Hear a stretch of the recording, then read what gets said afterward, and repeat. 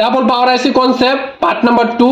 এই পার্টে আমরা কিছু ইম্পর্টেন্ট বিষয় নিয়ে আলোচনা করব, সুতরাং সম্পূর্ণ ভিডিওটি মনোযোগ সহকারে দেখবেন। এটা হচ্ছে মেইন পাওয়ার আইসি, সেটাই হচ্ছে বিপিএস উৎপাদন করবে, আলাদা করে কোনো চার্জিং আইসি থাকবে না। এখানে দেখেন একটা ডায়োড আছে, এই ডায়োডের মাধ্যমে বোঝা যাইতেছে যে এখানে যে কয়েলটা আছে এই কয়েলটা হচ্ছে বিপিএস কয়েল।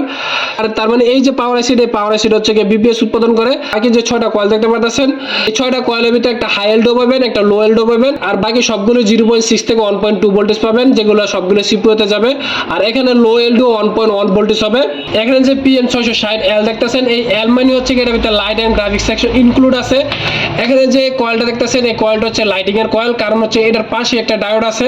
আর এখানে যে কয়েলটা দেখতেছেন, এটা হচ্ছে গ্রাফিক্স এর কয়েল। এখানে যে অনেকগুলো ক্যাপাসিটর দেখতেছেন, এই ক্যাপাসিটর গুলোর মাধ্যমে গ্রাফিক্স এর ভোল্টেজ আউটপুট হয়। তার মানে হচ্ছে এই দুইটা কয়েল হচ্ছে লাইট এন্ড গ্রাফিক্স এর কয়েল।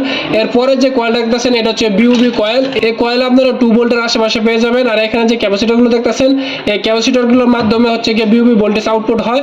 ক্যাপাসিটর আপনারা 3.7 ভোল্টের আশেপাশে পেয়ে যাবেন। আর বাকি যে কয়েলগুলো দেখতেছেন, এই কয়েলগুলোর মাধ্যমে হচ্ছে বিভিন্ন ভোল্টেজ আউটপুট হয়। এখানে একটা ভোল্টেজ পাবেন লো এলডো, যেটা এখানে 1.3 ভোল্টেজ। প্রথম পাওয়ার আইসি এবং দ্বিতীয় পাওয়ার আইসির মধ্যে দুই একটা কয়েল পাবেন, যেগুলোর ভিতরে আপনার ভোল্টেজ উৎপাদন হবে না।